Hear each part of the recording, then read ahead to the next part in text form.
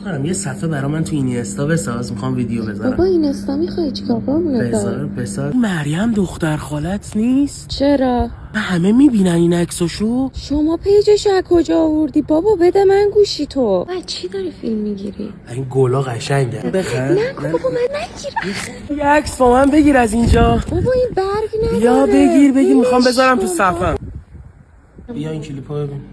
وصیت‌نامه‌اش نوشته بابا الان من اینو چی کارش کنم؟ ببین خب الان من چی؟ الان خب میفرستادی برام. نه ببین زیارتش.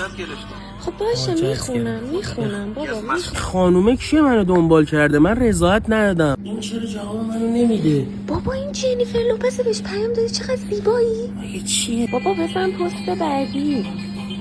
وای بابا احمد پیام داده بهش بگو ممنون. ای خودت بلد نیستی بابا. جوابشو بده من الان. آخه ممنون بگم.